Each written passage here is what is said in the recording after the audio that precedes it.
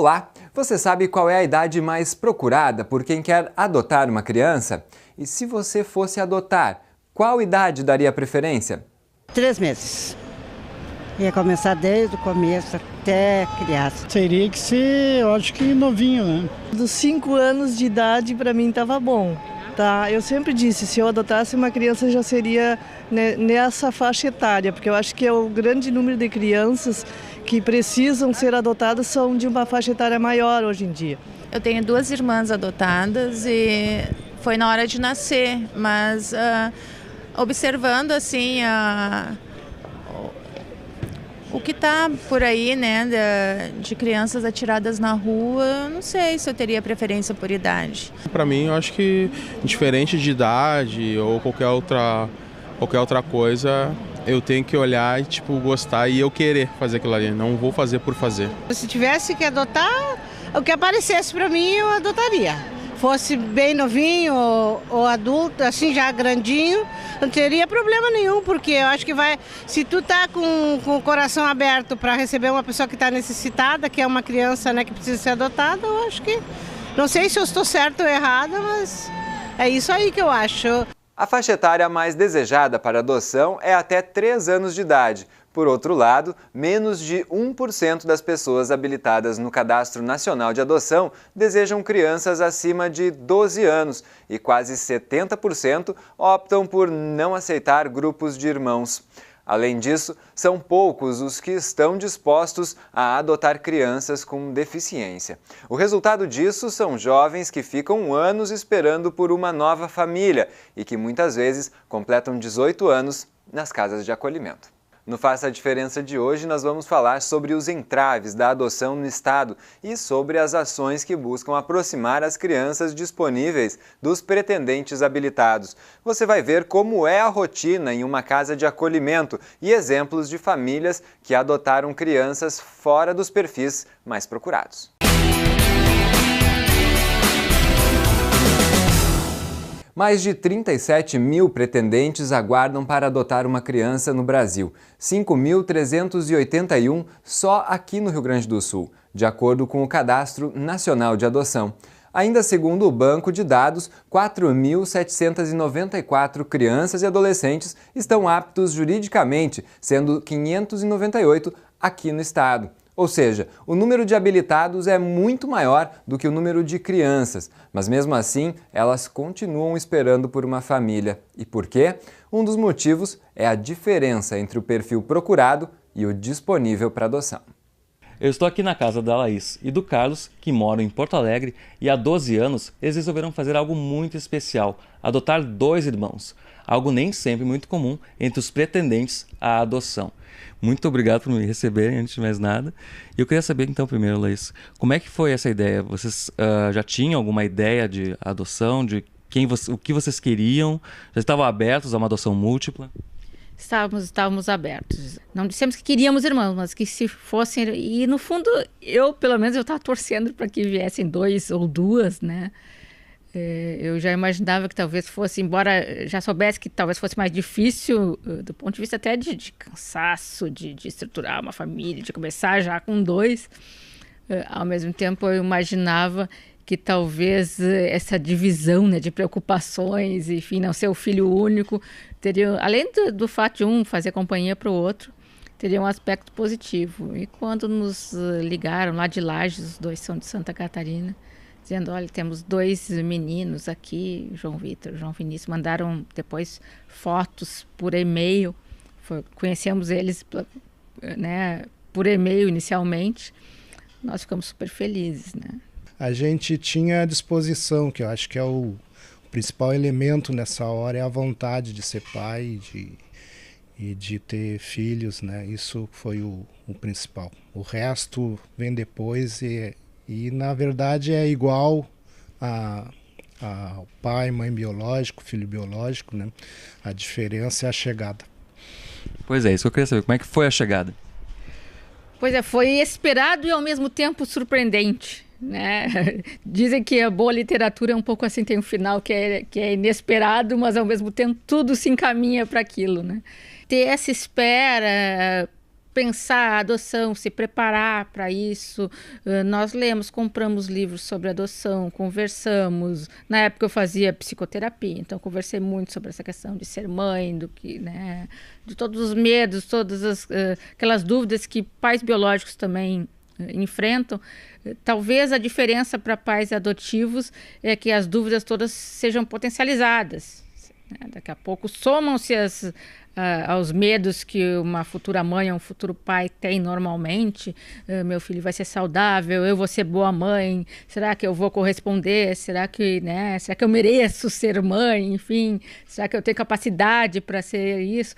A gente fica perguntando, eu vou amar como a criança merece, a criança vai me amar, vai me aceitar. E aos poucos tudo vai acontecendo de forma natural. E conversando com pais biológicos, a gente acaba concluindo que as coisas são muito semelhantes. Inclusive os medos são semelhantes, né? E agora já há 12 anos já com os guris em casa, qual é a dica que vocês dão para pessoas que queiram adotar? Porque geralmente o pessoal quer um bebê novinho, recém-nascido, né? E vocês fugiram da regra. Então qual é a dica que vocês dão para esses casais que estão atrás de filhos? Tem que ter muito amor, tem que ter muita disposição. Eu acho que não devem esperar por certezas, né? Não deve se questionar demais. Está disposta a ser mãe, a ser pai, passa pelo período de entrevista. Se não estiver preparado, certamente não vai, né? No momento, pode passar por um segundo momento, uma segunda ocasião, uma segunda chance para fazer a adoção, mas não vai passar pelas entrevistas se não estiver pronto mesmo. E, então não se questionar em excesso, né? Ser responsável, mas sem pirar demais, sem muita neura, né? Eu acho que é complicado esse perfil que muita gente quer, só um bebezinho, às vezes uma menininha de olho azul, loirinho, enfim, né?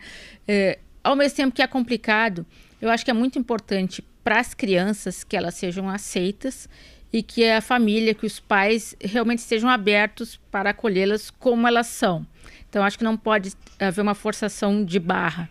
Para ser pai e mãe adotivo não precisa ser um super pai, um super mãe, como às vezes as pessoas acham que precisa. Não, eu não sei se eu teria condições. Teria. Quer dizer, a gente faz as mesmas coisas que qualquer outro pai, qualquer outra mãe no dia a dia. Não muda nada. O que muda é assim, o passado deles, que uma parte a gente não conhece tanto quanto gostaria, que o pai biológico que acompanha desde o início a criança. No resto, no dia a dia, é tudo igual. Bom, então depois de tanto falar sobre adoção, sobre os filhos, vamos agora conhecer os filhos, né?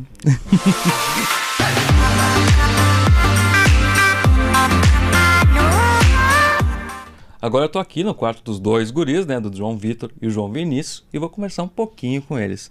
Então, há 12 anos vocês estão aqui com a família de vocês. Como é que foi na época? Tu, João Vitor, que tinha 3, 4 anos na época, já entendia um pouquinho mais, né? O Vinícius tinha 1 ano e meio. Bom, primeiro foi tipo, eu não entendia muito o que estava acontecendo, mas ao mesmo tempo eu já sabia o que ia acontecer. Eu não esperava como seria o lugar.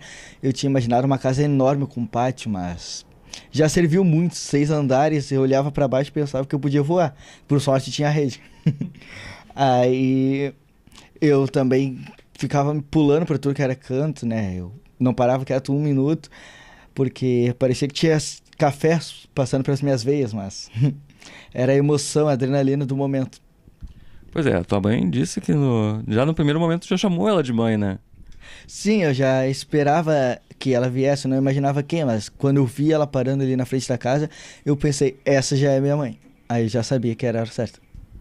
E Vinícius, me diz uma coisa, tu era muito pequenininho, mas tem um episódio lá que tu não queria largar, né, de uma moça na tua antiga casa de acolhimento. É que, né, a gente, da mãe biológica até lá, assim, a gente acaba se apegando, as pessoas criando elos afetivos com os outros. Então, eu acho que essa moça, que eu não consigo me lembrar direito, foi a pessoa que mais próxima que conseguiria representar uma mãe antes deles. Então, é por isso que eu me apeguei tanto.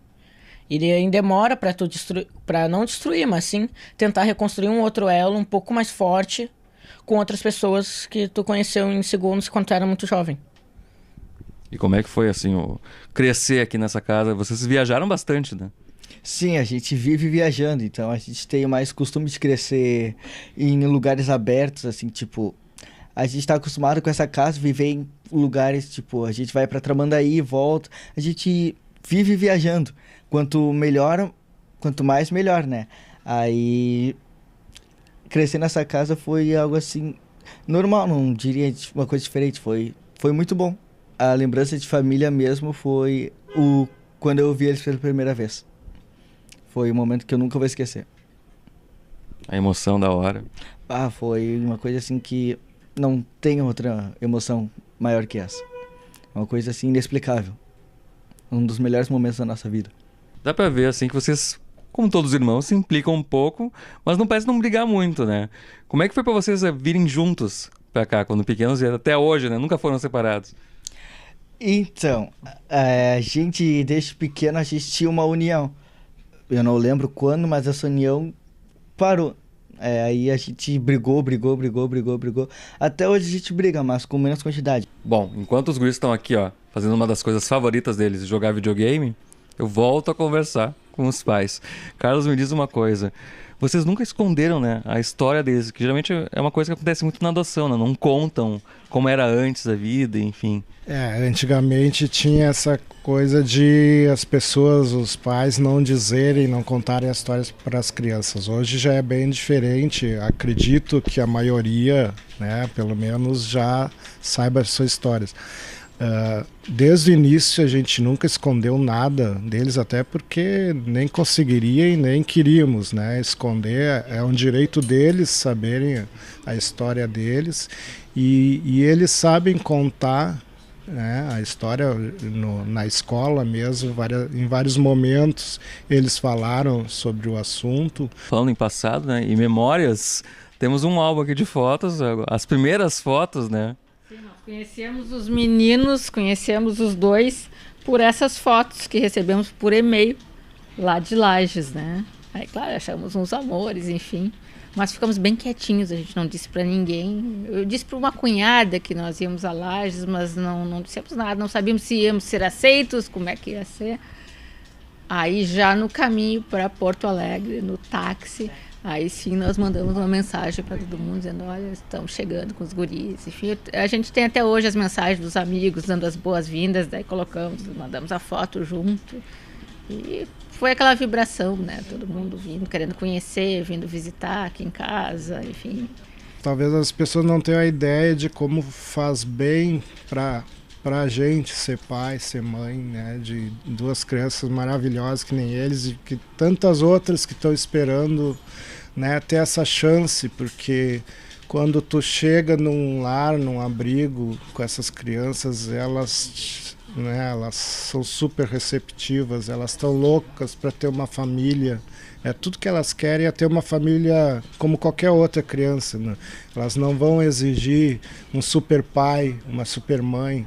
Elas querem um pai e uma mãe como qualquer outra criança. Então, quem quiser adotar, não pense assim, que precisa créditos, né, qualidades superiores a de qualquer pai ou mãe. Tem que estar aberto, porque vai ser muito bem recompensado, com certeza.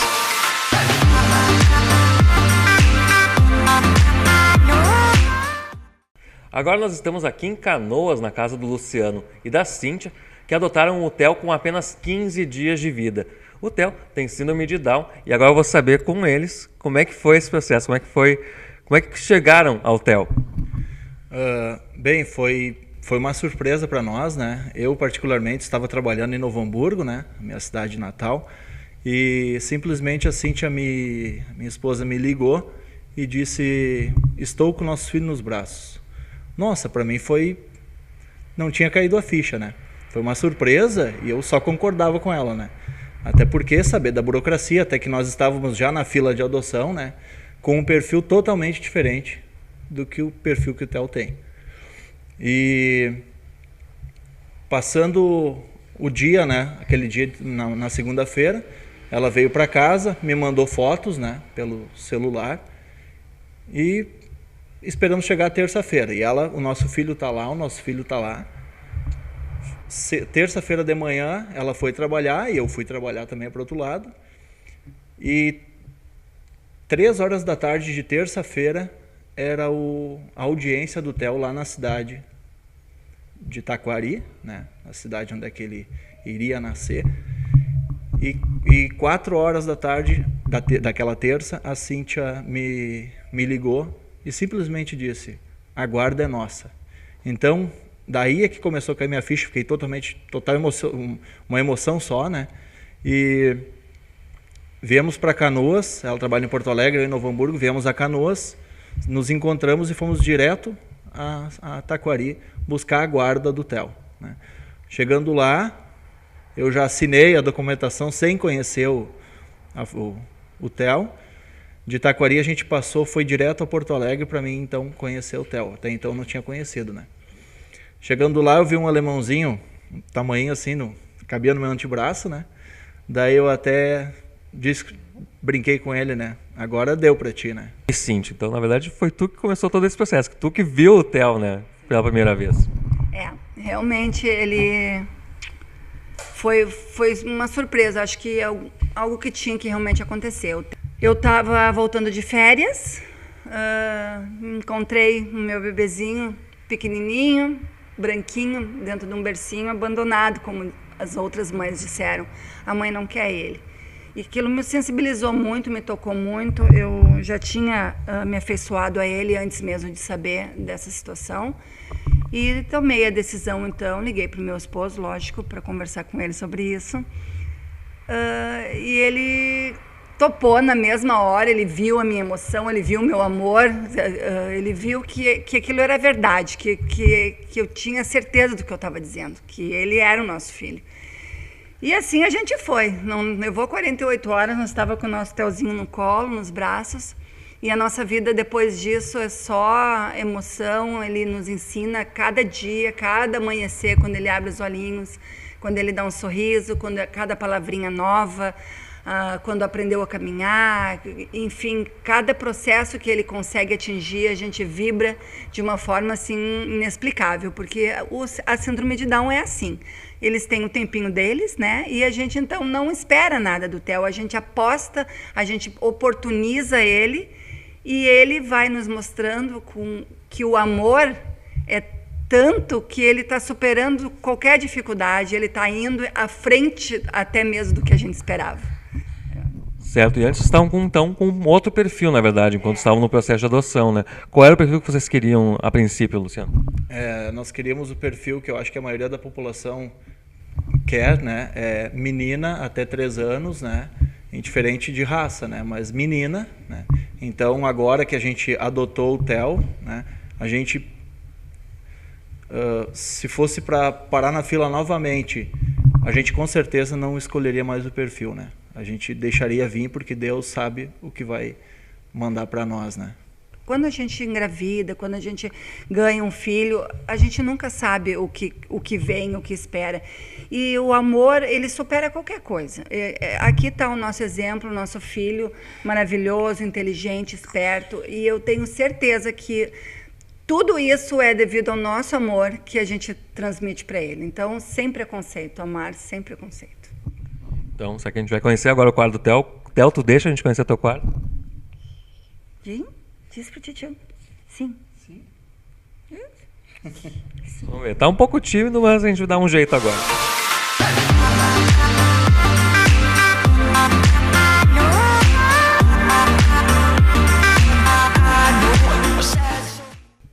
Então nós estamos aqui no quarto do Theo, finalmente, né? Conhecemos o recanto.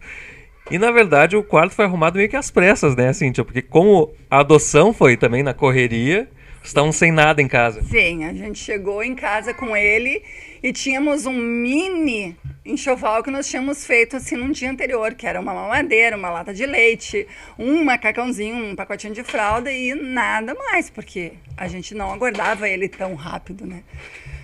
E aí foi uma correria, a família toda ajudou. Quando a gente viu no outro dia a casa cheia de roupinhas e banheira, inclusive ele dormiu a primeira noite dentro de uma banheirinha com um travesseirinho para ele poder ficar aconchegado. Tem mais 2 filhos, na verdade, né, que não são do Luciano também. E como é que é a relação deles com o Theo? Sim, é o Matheus e a Luísa, né? Eles são adolescentes e Eu fiquei um pouco preocupada no início, porque foi muito de supetão, né? Mas tu sabe que é incrível, tanto da parte deles, os irmãos, os manos, é um amor assim incondicional, verdadeiro. A gente vê que existe isso, quanto de toda a família que acolheu o Theo, né? Houve uma certa preocupação minha e do Luciano em relação a isso. Pois é, tem síndrome de Down, será que como é que o pessoal vai ver, né? Mas não adianta, eu acho que o nosso amor, meu e do Luciano, por ele, conseguiu transformar todo e qualquer preconceito que talvez existisse em algumas das pessoas da família, que eu acho até que não houve, mas enfim, porque ele é tratado da mesma forma, ele é neto, ele é tio, ele é primo, como os outros, não existe a mínima diferença. Os primos maiorzinhos ajudam ele, ensinam ele, porque percebem, com a pureza deles, eles percebem um pouco de dificuldade de algumas coisas que o Theo tem, então eles vão naturalmente, sem nenhum problema, ajudando ele.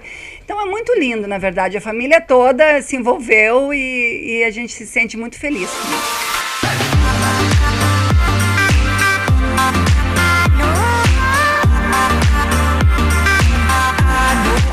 E a família do Theo é uma das que participam na campanha do Judiciário Deixe o Amor Te Surpreender, como mostra agora a repórter Letícia Malman.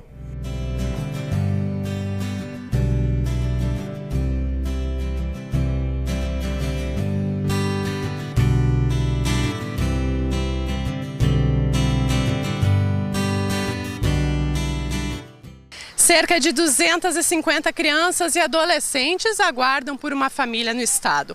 Elas não se enquadram no perfil definido pelos habilitados no Cadastro Nacional de Adoção. Os pretendentes podem definir questões como gênero, idade, condições de saúde e se aceitam ou não grupos de irmãos. O perfil mais procurado é de 0 a 3 anos, mas crianças de até 10 anos provavelmente encontrarão uma família. Uma criança sozinha, saudável, de 0 a 10 anos, tem pessoas habilitadas esperando. Quanto mais for exigente o perfil, mais tempo vai demorar. E quanto mais flexível for esse perfil, o tempo é menor. Acima de 12 anos, a colocação em uma família se torna mais difícil, ainda mais se a criança tiver alguma deficiência. Com base na característica da criança, se faz uma consulta no cadastro. Por exemplo, Porto Alegre. Primeiro eu vou verificar os habilitados na comarca de Porto Alegre. Se não houver interessados para o perfil da criança ou do adolescente, eu vou buscar os habilitados no estado do Rio Grande do Sul. E por último, no Brasil. Então eu estou falando de uma situação em que essas 200 crianças e adolescentes já foi feita a pesquisa e não há interessado em todo o país. Pensando nisso, o Tribunal de Justiça lançou em 2016 a campanha Deixe o Amor Te Surpreender. Ela procura buscar uma sensibilização das pessoas, busca incentivar a adoção dessas crianças e adolescentes, né? Então, crianças que já têm mais idade, o que se busca? Se busca alguns exemplos concretos, né, de pessoas que optaram por essa adoção numa faixa etária maior. É importante, a gente sempre procura destacar que as pessoas não vão ser pressionadas para ampliarem o perfil. Não é? Se busca, como eu disse, uma sensibilização. Iniciamos com os pretendentes habilitados um processo de começar a pensar melhor na questão do filho ideal, o filho idealizado, para um filho real. Então foi a partir da realidade dessas crianças que nós conseguimos trabalhar com esses pretendentes a questão da ampliação do perfil, por exemplo. Em vez de adotar um bebê, quem sabe adotar uma criança maior. A ideia é dar maior visibilidade às crianças que estão prontas para serem adotadas, por meio de uma exposição controlada. E na comarca de Porto Alegre a gente começou a fazer vídeos com esses jovens, para que eles possam se apresentar, possam contar um pouco da história deles, e esses vídeos nós vamos começar, a gente já começou, e a ideia é ampliar, exibir para as pessoas que já estão habilitadas à adoção. Vão ter essa oportunidade de visualizar essa criança ou já um adolescente, e a gente tem uma boa expectativa de que isso possa contribuir para que mais adiante a gente tenha novas aproximações em maior número e possa então lá adiante consolidar em adoções. Às vezes as crianças e os adolescentes conseguem se colocar em termos assim, o que tu espera do teu futuro, o que tu quer, né? E às vezes eles dizem, eu quero uma família. E isso, para quem tá querendo um filho, tu tá entendendo, assim, muitas pessoas, assim, conseguem enxergar o além disso, quando ouvem da criança ou do adolescente esse desejo. O projeto Busca-se foi uma das ferramentas criadas para aproximar as famílias das crianças que esperam pela adoção. A lista com os dados de todos os jovens disponíveis pode ser acessada na internet. Então é na página do Tribunal de Justiça. Lá se encontra a página da Infância e Juventude. E na página da Infância e Juventude nós temos então disponível o projeto Busca-se, que tem este logo, e ao clicar no logo, nós temos então a planilha, que ela está sendo atualizada diariamente conforme a situação de proposições de adoção ou inscrição de novas crianças. Nós vamos ver agora as informações que constam nessa planilha disponível na internet. Aqui a pessoa pode encontrar as iniciais da criança, a data de nascimento, o sexo e a raça, além da situação de saúde, se ela possui alguma deficiência física, mental ou HIV. A planilha tem ainda uma outra observação importante, se a criança faz parte ou não de um grupo de irmãos. Temos um exemplo aqui de 5 crianças que precisam ser adotadas conjuntamente. Existe ainda a possibilidade de adotar irmãos de forma individual. Nesse caso, haverá um asterisco ao lado das iniciais da criança. Nós trabalhamos com essa diretriz, né, de cuidar e de respeitar a intimidade e resguardar a identidade das crianças e dos adolescentes, né? Nós não identificamos a comarca na planilha também para evitar um contato. Muitas vezes há uma certa ansiedade, né, para evitar um atropelo aí na proposição da criança. O que a gente evita realmente é uma exposição e querer conhecer inúmeras crianças para se decidir qual, né? Então a gente não permite uma escolha múltipla de crianças. Nós vamos direcionar conforme o perfil desejado e conforme a sua habilitação para uma criança específica, né? Quando esse pretendente nos procura para alterar o perfil, esse pretendente já está apto para uma adoção, entendeu? Então, quando a gente vai avaliar a alteração de perfil, a gente tenta compreender como que isso aconteceu. Foi do nada? Foi porque viram uma campanha na TV e se entusiasmaram? E a gente também avalia a real capacidade das pessoas de poder acolher a demanda dessas nossas crianças. Eles vêm conversar com a gente vai contar toda a história dessa criança, porque como eu te falei, não adianta só olhar as iniciais do nome, a idade e se é feminino ou masculino. Não, tem toda uma história que essa família precisa conhecer. Não adianta só dizer que, por exemplo, o Joãozinho, que tem 11 anos, está disponível para adoção. Mas esse Joãozinho tem uma história, esse Joãozinho passou por privações e talvez hoje algum comportamento que ele apresente tenha a ver com a sua história de vida. E essas famílias precisam saber disso. Depois de alguns meses, começam a aparecer os resultados do projeto. Atualmente nós temos 8 crianças e adolescentes em aproximação, iniciando visitas, iniciando contatos, e nós temos 6 em estágio de convivência. A partir desse projeto? A partir do projeto, a partir do pretendente olhar a planilha, manifestar interesse e ter todo o trabalho da comarca de proposição e preparação, tanto do pretendente quanto da criança ou do adolescente, dos encontros e hoje já estão fora da instituição de acolhimento, já vivendo com as suas famílias em estágio de convivência. Habilitados de qualquer parte do Brasil podem demonstrar interesse pelas crianças que estão na lista. Basta que a pessoa nos mande cópia de algum documento que comprove a sua habilitação, né? Depois as outras etapas de comprovação vão ser prestadas lá na comarca, mas que a gente possa fazer essa intermediação com a comarca, a gente pede então que mande uma cópia de algum documento que comprove a sua habilitação.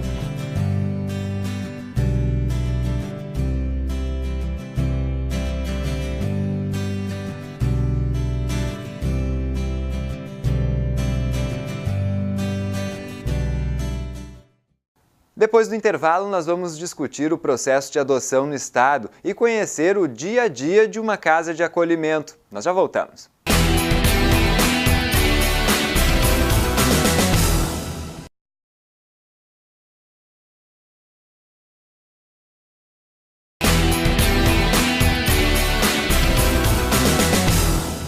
Bom, e nós vamos continuar falando sobre esse assunto porque nós recebemos agora aqui no estúdio da TV Assembleia a promotora de justiça Sinara Viana Dutra Braga para a gente entender um pouco mais sobre essa problemática. Quais são, Sinara, os principais pontos? Porque a gente viu agora essa reportagem contando sobre o programa do Judiciário, né, sobre Deixa o Amor Te Surpreender. Então, a gente vê que há ações, há iniciativas, tanto do Judiciário quanto de outros órgãos do Estado, no sentido de tentar melhorar, né, essa situação dessas crianças, mas a realidade, os números nos contam que não tem surtido aí o efeito desejado ou não tem conseguido resolver a problemática que realmente é muito grande. Essas ações, elas são suficientes? Elas podem ser melhoradas? Seja bem-vindo. Obrigado. Muito obrigada, Carlos.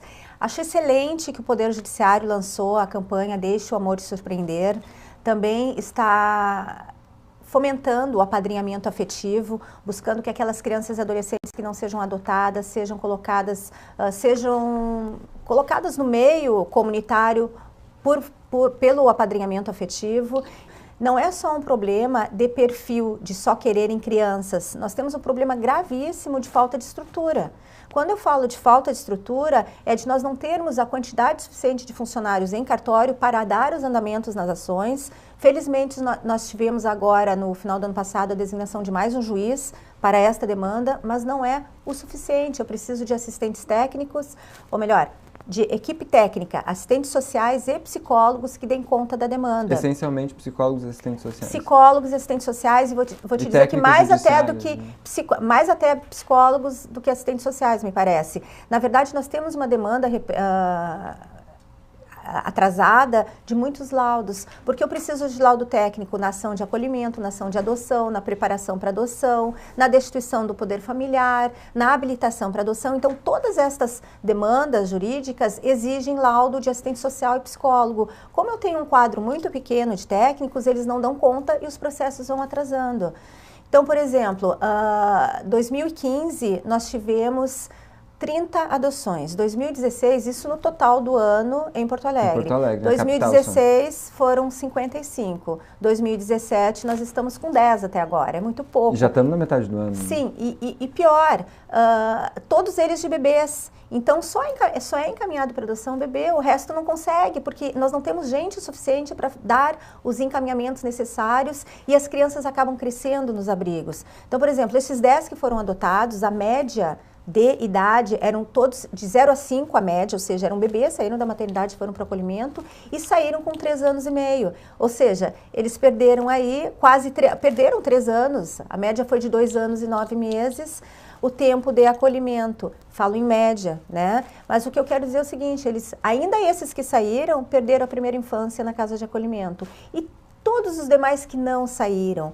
Nós temos mais de 200 crianças e adolescentes aptos à adoção, 216 em Porto Alegre. No Rio Grande do Sul, são em torno de 600 crianças e adolescentes. No Brasil, em torno de 5 mil, quase 5 mil crianças e adolescentes. O cadastro é nacional, com mais de 37 mil habilitados. Então, eu estou habilitada em Porto Alegre para adotar. Eu estou concorrendo com as crianças de Porto Alegre. Depois, em outros estados, conforme a minha habilitação, porque você indica os estados onde quer fazer a adoção, porque há necessidade de viajar para até o lugar e fazer, então, a experiência com a criança. E também com todos os estados do Brasil. Da mesma forma, as crianças estão, né, as aptas estão disponíveis para estes 37 mil habilitados. Então, me parece que há necessidade de ampliar a busca, até porque o cadastro, ele funciona, ele é informatizado. Se eu estou habilitado para uma criança de 3 anos e entra uma de 3 anos e um dia, o sistema não busca. Então, eu realmente preciso que os técnicos entrem em contato e peçam, olha, você tem interesse em conhecer, você está habilitado para uma criança de 3 anos, aceita conhecer uma de 3 anos e um dia? O judiciário de outros estados, de algumas cidades de outros estados, me passam o perfil da criança que ele tem disponível e eu cruzo esses dados com os pais que participam do nosso encontro. São pais de Porto Alegre, do Rio Grande do Sul inteiro. Então, de 2009 para cá, essas buscas resultaram em 252 crianças vivendo em família, através da busca ativa. São elas crianças maiores de 8 anos de idade, grupos de irmãos, grandes grupos de irmãos, que daí muitas vezes se separam entre famílias que possam manter contato, com autorização judiciária, crianças com deficiência, crianças negras, que muitas vezes a maioria não deseja, crianças de difícil colocação mesmo, como se diz, são adoções tardias, que a gente chama, né? Que na verdade não são adoções tardias, porque nunca é tarde para ser filho de alguém. Então a premissa do nosso grupo é justamente desmistificar as crianças reais para as crianças idealizadas que todo mundo chega querendo. A gente vê que algumas dessas iniciativas que a gente tem sucesso, né? Por exemplo, o caso do município de Farroupilha, que consegue atender a legislação de uma forma muito mais satisfatória do que outros municípios maiores, a gente vê uma maior publicização, né, das crianças, né? Tipo, até muita gente critica como sendo uma exposição dessas crianças para que hajam candidatos interessados. Seria uma alternativa a esse caminho de dar visibilidade para essas crianças? Sem dúvida. Nós temos 2 entendimentos, né? Lá na comarca de Farroupilha, tanto o juiz quanto a promotora de justiça, a Cláudia Formolo, eles entendem que antes de privilegiar o direito à privacidade e à imagem, se privilegia o direito constitucional à convivência familiar. Então, claro, com o adolescente autorizando, a criança autorizando, sempre que o cadastro não esgota e não se tem colocação para aquele apto à adoção, eles questionam a criança ou adolescente se eles querem fazer uma campanha e divulgam tanto nas redes sociais, via internet, quanto nos jornais, de uma forma geral para a comunidade. Olha, nós temos uma criança, nós temos um adolescente disponíveis à adoção. Então, por exemplo, a Tayane, ela com 16 anos foi adotada. Por quê? Porque ela fez vídeo na internet dizendo eu quero muito ser adotada.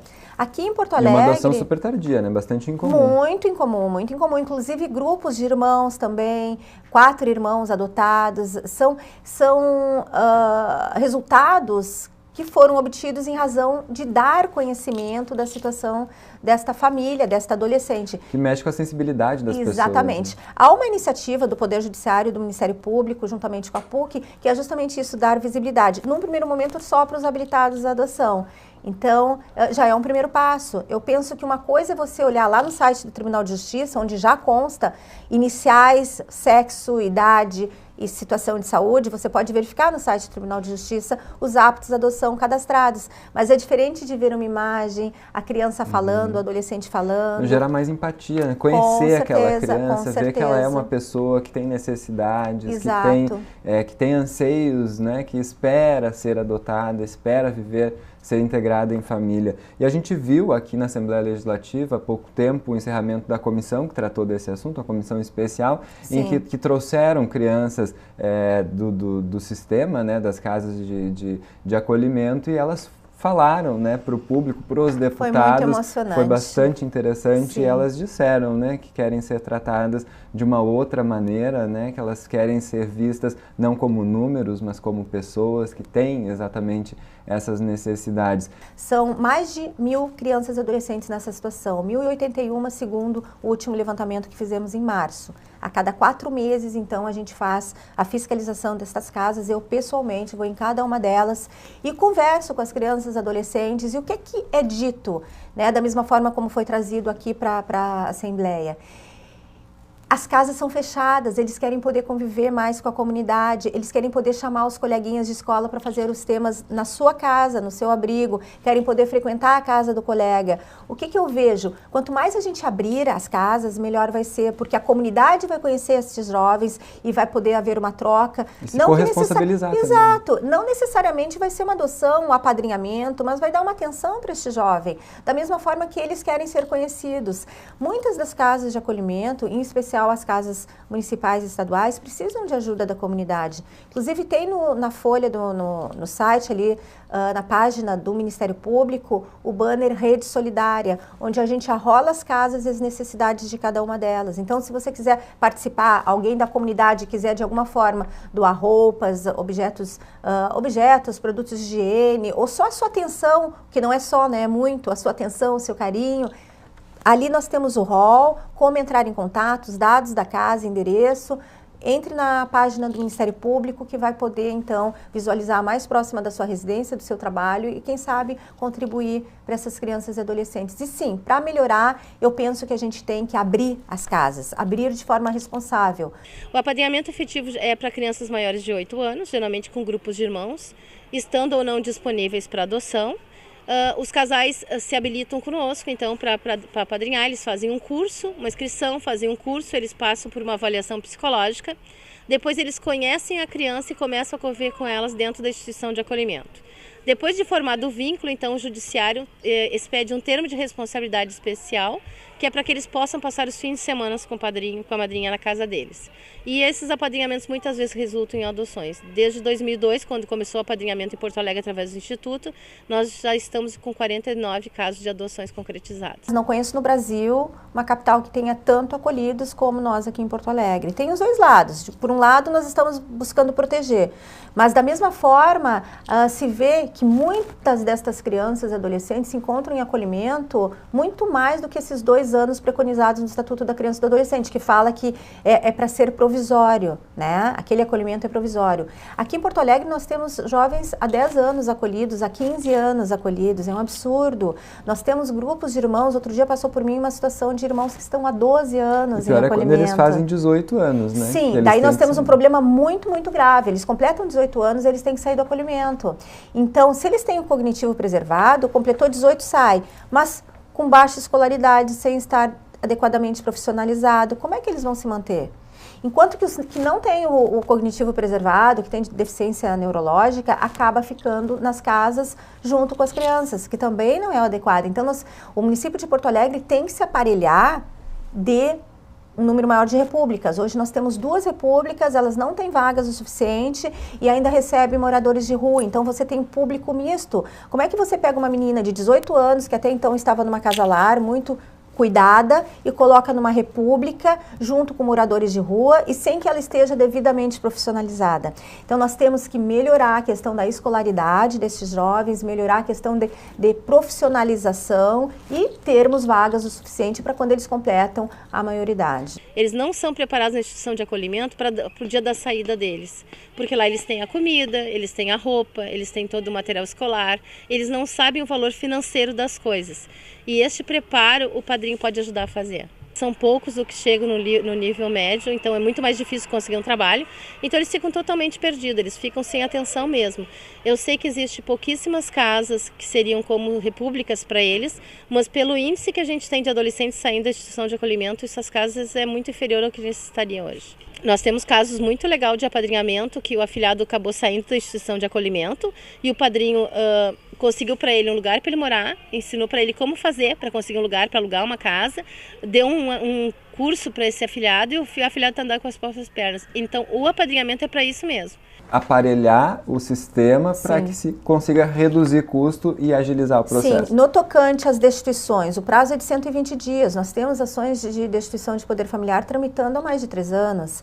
Então, realmente, no meu ponto de vista, nós teríamos que estruturar melhor, o Poder Judiciário deveria estruturar, dar uma ênfase para que tramite de forma legal.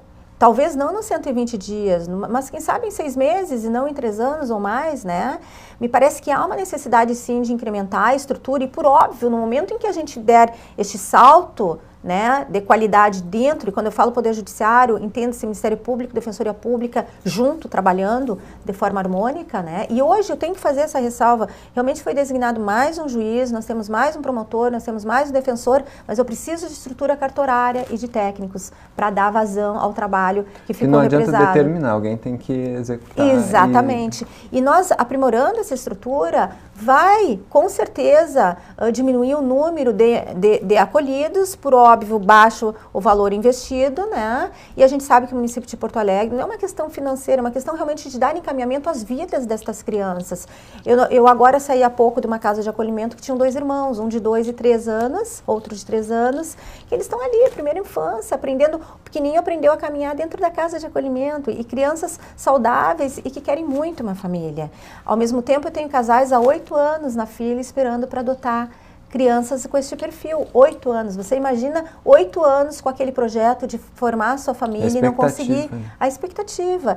Então eu penso que urge para ontem melhorar a estrutura de atendimento para dar os encaminhamentos dessas crianças no prazo legal. O tempo do adulto é diferente do tempo da criança. O tempo dela lá dentro é muito diferente do nosso. Um ano a mais para ela é um ano a menos que ela vai ter chance de ter uma família. Então ainda se privilegia muito a família de origem e se deixa de olhar a criança como um ser de direito que ela é. Eles perdem no desenvolvimento. Geram traumas. Sim, os traumas. E mais, algumas crianças vão ficando tanto tempo nas casas de acolhimento, assim, nas casas lares, por exemplo, que eles já têm como referência a cuidadora residente. Acontece que há até pelo baixo valor pago para estes cuidadores, há uma rotatividade. Então, cada vez que troca uma mãe social, é nova ruptura para aquela criança. Quando, na verdade, a criança deveria estar passando e seguindo, né?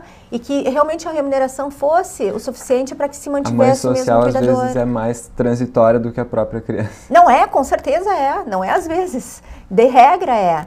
É muito difícil uma mãe social que se mantenha por anos e anos e anos, né? Enquanto que as crianças, infelizmente, estão ficando por anos nas casas de acolhimento. Bom, importante esse seu trabalho, Sinara, de levar conhecimento público a essas questões, questionar esse funcionamento do sistema todo e levar adiante essa luta para que essas pessoas tenham melhor atendimento por parte do Estado e consigam aí na frente uma vida melhor. Muito obrigado, viu, pelas tuas informações, pela participação. Muito obrigada pela atenção, aqui Carlos. no programa.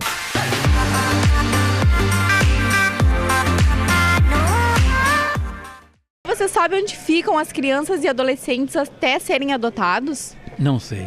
Mas eu sei que tem uma entidade que cuida disso. Não sei o nome nem o lugar, mas sei que tem. Uma casa de instituição. Em abrigos, né? Da Justiça. Enquanto aguardam a conclusão do processo que pode resultar na reintegração à sua família ou em adoção, as crianças e adolescentes ficam em instituições de acolhimento. Em Porto Alegre, são 95 locais que prestam esse serviço, públicos ou privados, que recebem recursos das prefeituras. Uma das entidades é o abrigo João Paulo, que além da capital, atende também Alvorada e Viamão.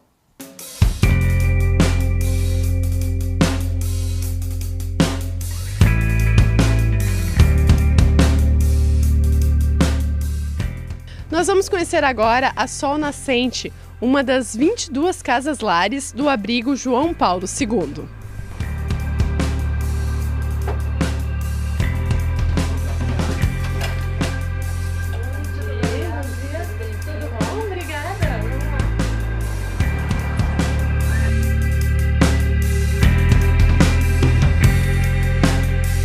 Em 1980, quando o Papa João Paulo II visitou Porto Alegre, ele fez um apelo à sociedade, né, o que estavam fazendo pelos menores abandonados.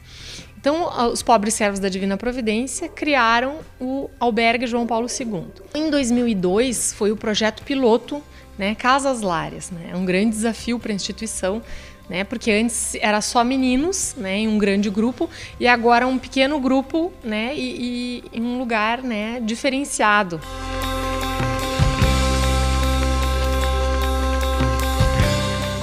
Nove crianças de 11 a 14 anos em situação de risco ou vulnerabilidade social estão acolhidas hoje nesta casa lar.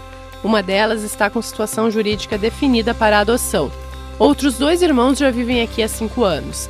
Quem cuida desses jovens é um casal social contratado pelo abrigo João Paulo II. Nós vamos conversar com a Suzana e com o Luiz Carlos, que são os pais sociais dessa casa lar. já há 10 anos. O que fez vocês virem para cá e assumirem essa função? A ideia de mudar um pouco de vida também, né? Porque a gente sempre viveu numa cidadezinha só lá e estava difícil as situações lá e a gente aceitou essa missão e veio. Eu tinha 2 filhos, né? E aí então quando o padre convidou nós para vir trabalhar aqui na instituição, ele disse: a partir de agora tu não tem mais 2 filhos, tu vai ter 10 filhos, né? E tudo é responsabilidade de vocês. Nos explicou bem como seria o trabalho, como que seria, como as crianças iam vir, né? Que alguns com um tipo de problema, outros com outro. Mas ele achava assim que se tu tiver amor para dar, você vai dar conta. O desafio maior foi isso mesmo, eles aceitar que o pai e a mãe dividiam aquele amor, né, com outras crianças. Pois é, agora vocês têm uma filha pequena também, de 8 anos, que tem essa convivência. Qual a importância de ter essa convivência? Foi muito bom, foi bem tranquilo, assim, a chegada da Ana trouxe até mais tranquilidade para casa, porque todos eles queriam muito ajudar a cuidar do nenê, né? E sempre quando eles chegam aqui, são bem recebidos por ela, né? Ela aceita todos eles muito bem e todos eles cuidam bem dela. Então, eles se tratam como irmãos mesmo, assim, não tem muita dificuldade, assim, no relacionamento deles. E tudo é dividido também? Tudo é dividido, é bem tranquilo. Os presentes que vêm de Natal, Páscoa e coisa, como vem para os da Casa Lar, vem para ela recebe igual. É uma grande família que tem que trabalhar, tem que cuidar com carinho, né? Com amor de verdade. Não adianta fingir que tu tá passando preocupação, né? Se preocupando com eles de fingimento. Não, tem que ser verdadeiro. Então eles conseguem ter esse olhar de afeto, né? Essa continuidade, digamos assim, do trabalho. As crianças acabam se sentindo em família. Exatamente, a ideia é essa. Como é a rotina de vocês aqui, então, com as 9 crianças que tem hoje, né? A gente acorda de manhã, daí vamos lá, sobe lá, chama eles, né? Enquanto eles vão arrumando a cama, enquanto vai no banheiro, vão se organizando ali.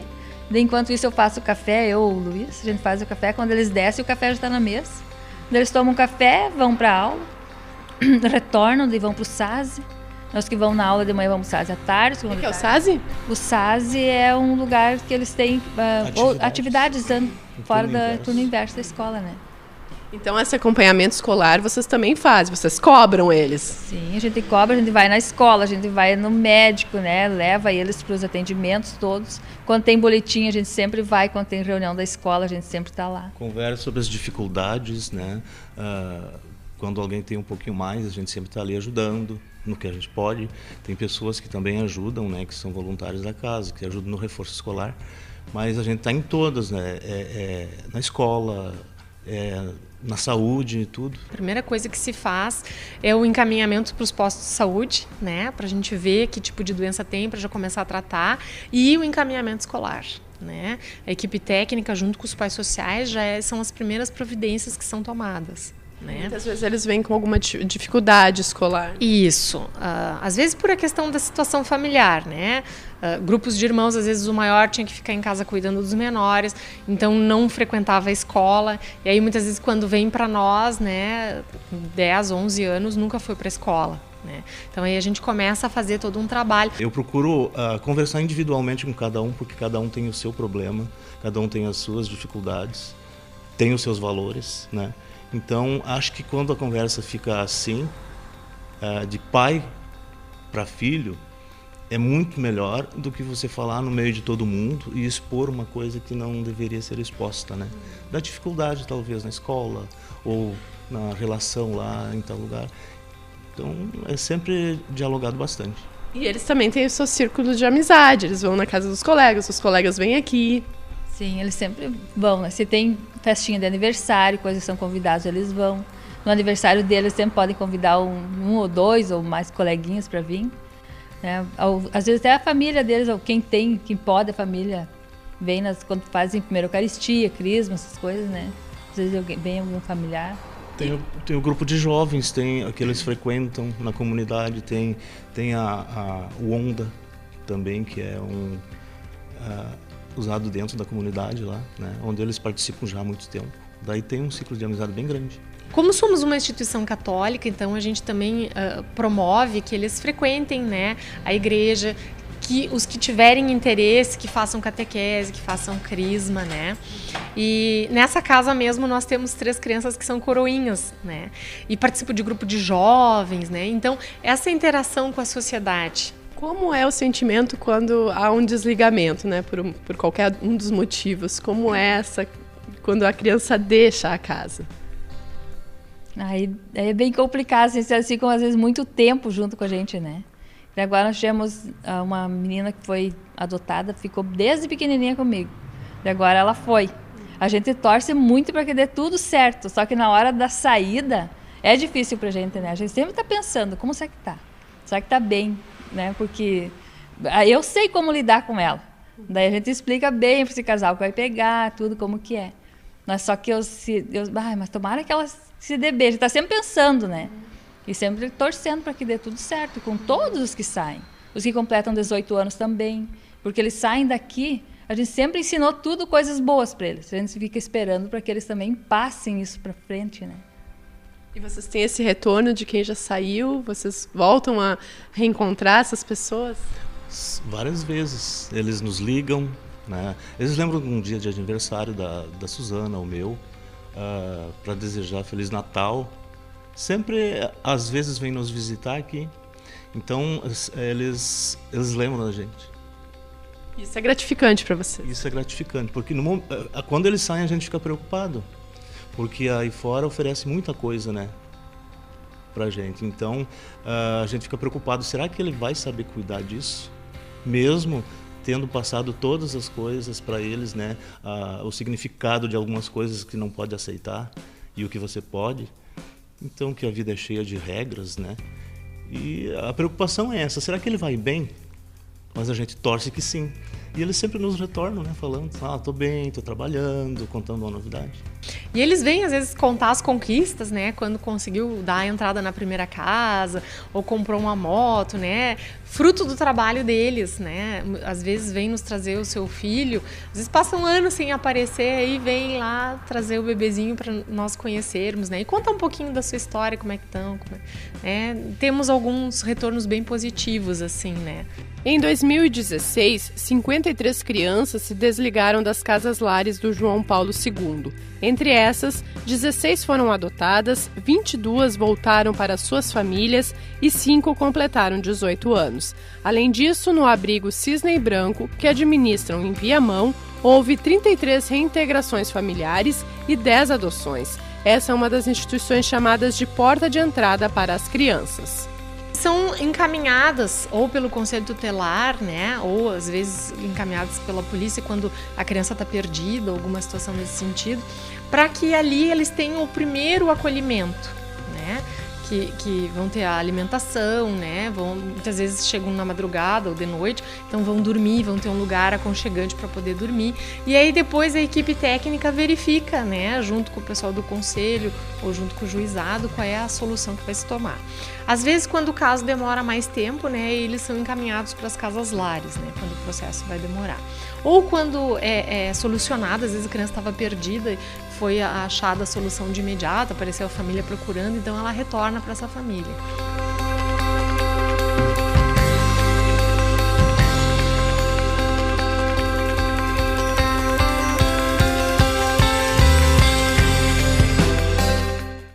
O Faça a Diferença de hoje fica por aqui, mas a gente quer saber a sua opinião sobre o nosso programa. Então, publique no Facebook com a hashtag TVAL Faça a Diferença. Você também pode sugerir temas para serem abordados aqui nas próximas edições. Até a semana que vem, sempre com um assunto que pode fazer a diferença na vida de alguém.